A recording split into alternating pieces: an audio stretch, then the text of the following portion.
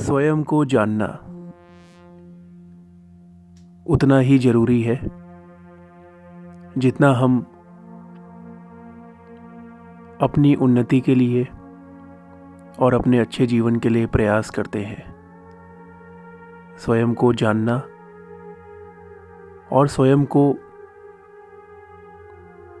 जैसा हम चाह रहे हैं उस सोच में धारण करना,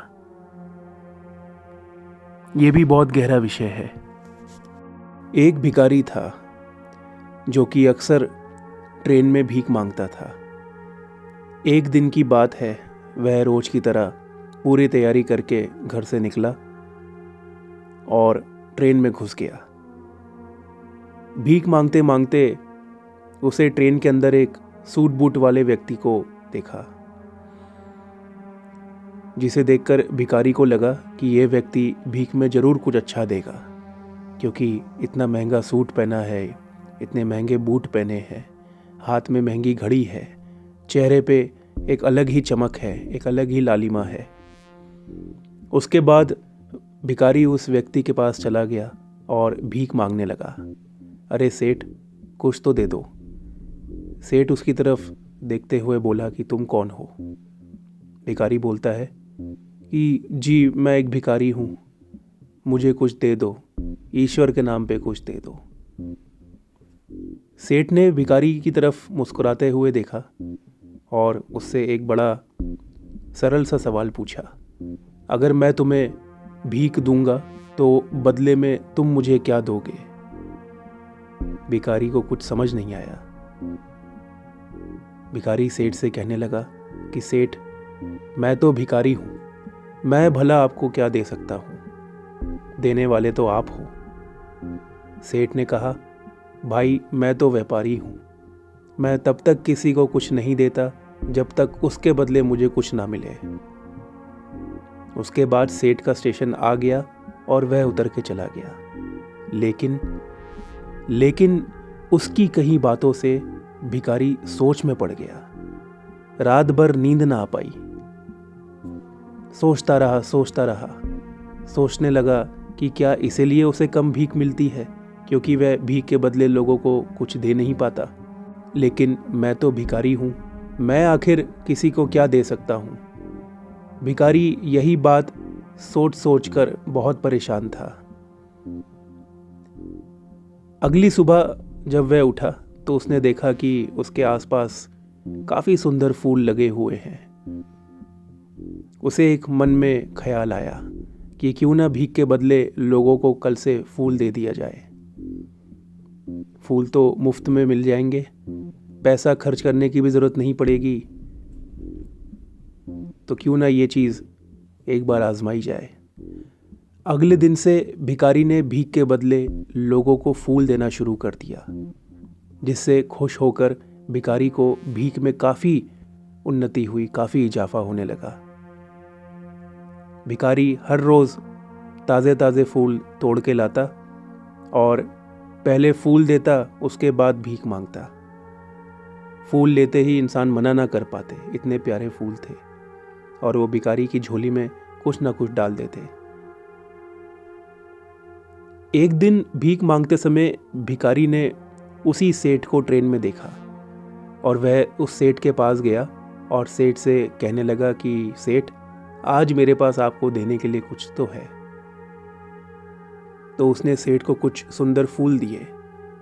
सेठ वो फूल देखते ही खुश हो गया, प्रसन्न हो गया। सेठ को फूल बहुत पसंद आए और तुरंत अपना बटुआ खोल के उसके झोली में कुछ पैसे डाल दिए और कहा कि दोस्त, अब तुम मेरी तरह व्यापारी बन गए हो। ऐसा कहकर सेठ मुस्कुराता हुआ अपने स्टेशन पे उतर गया।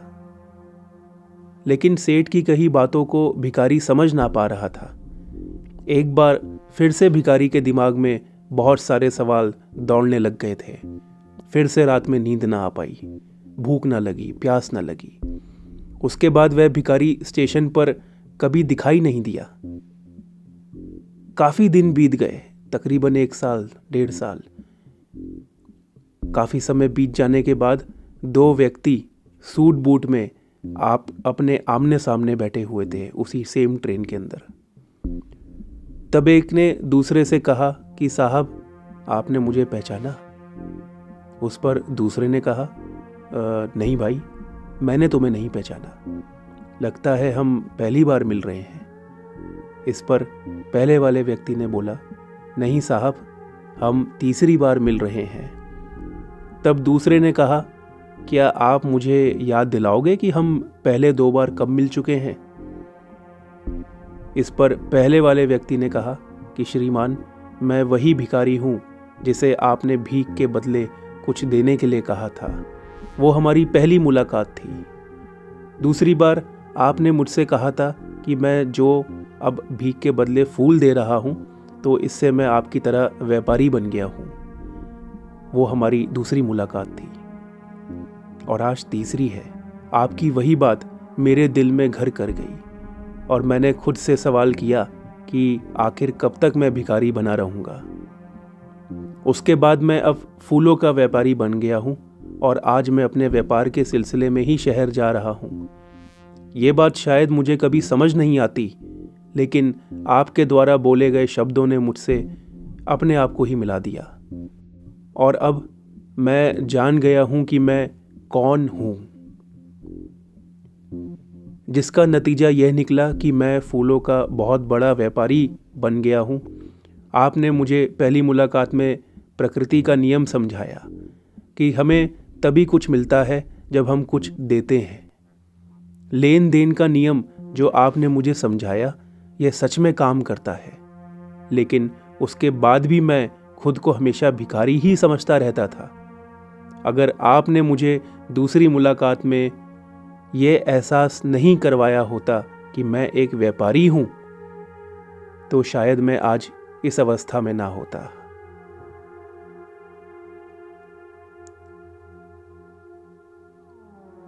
वैदिक काल में हमारे सनातनी ऋषि मुनियों ने इसीलिए स्वयं को जानने पर सबसे ज़्यादा जोर दिया है और कहा है सोहम शिवोहम। अब बस समझ की बात है, इस भिखारी ने जब तक खुद को भिखारी समझा वो भिखारी ही बना रहा, और जब उसने खुद को व्यापारी मानना शुरू कर दिया तो वो बहुत बड़ा व्यापारी बन गया।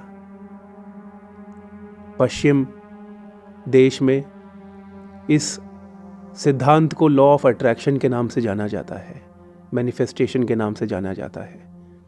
लेकिन हमारे हिंदुस्तान में सनातन धर्म के अंदर हमारे ऋषि मुनि, हमारे बड़े बुजुर्ग, हमारे ज्ञानी महात्मा हमेशा से लोगों को कहते रहते थे कि बड़ा सोचो, अच्छा सोचो, यहाँ तक कि अच्छे लोगों के साथ बैठो, जिनके मन में विचार अच्छे हो। अगर उन लोगों के साथ बैठोगे तो शायद तुम्हारे अंदर भी वही विचार उत्पन्न होंगे। विचारों की प्रकृति, विचारों का स्वभाव यही बनेगा कि तुम अच्छा सोचोगे। ये जानना बहुत ज़रूरी होता है कि हम जीवन में अपने लिए क्या सोच रहे हैं। अगर हम अपने बारे में ही कॉन्फिडेंट नहीं है, अगर हमें अपने ऊपर ही कॉन्फिडेंस नहीं है, तो समाज हमारे ऊपर कॉन्फिडेंस कैसे कर पाएगा। इसीलिए अपने आप को जानना, अपने ऊपर विश्वास रखना और अपने बारे में अच्छा सोचना, ये बहुत ही ज़रूरी काम है। आज की युवा पीढ़ी में बहुत सारे भटकाव है, युवा पीढ़ी भटक जाती है, गलत संगत में पड़ जाती है। ऐसा ना करें। आप गलत संगति में ना रहें, भले ही एकांत में रहें, अकेले रहें, लेकिन गलत लोगों के साथ कभी ना रहें। गलत विचार रखने वाले लोगों के साथ कभी ना रहें। ईश्वर ने आपको इस धरती पे भेजा है, जन्म दिया है, तो ये भी निश्चित है कि किसी न किसी मकसद के लिए भेजा है। उस मकसद तक पहुंचना, कुछ लोग ये भी बोल सकते हैं कि वो हमारा भाग्य है। भाग्य कहाँ है? भाग्य बैठा हुआ है एक जगह, आपका इंतजार करता है। आपको खुद भाग्य के पास जाना पड़ता है, भाग्य कभी आपके पास नहीं आता। हमें भाग्य के पास जाना पड़ता है, इसीलिए हम मेहनत करते हैं, हम दिमाग लगाते हैं, हम पढ़ाई करते हैं। हम जो कुछ भी करते हैं अपने भाग्य को प्राप्त करने के लिए करते हैं, और उसमें सबसे बड़ा जो योगदान आता है वो हमारी खुद की तरफ से आता है, और वो है अपने बारे में अपनी सोच को बदलना। अच्छा सोचिए, अपने बारे में अच्छा सोचें, अपने समाज के बारे में अच्छा सोचें, तभी शायद हम अच्छाई को प्राप्त कर पाएंगे और हमेशा अच्छे यानी पॉजिटिव डायरेक्शन में चल पाएंगे, उस मार्ग पे चल पाएंगे जो मार्ग सच्चाई पे आधारित हो और अच्छाई पे आधारित हो। हरि ओम तत्सत।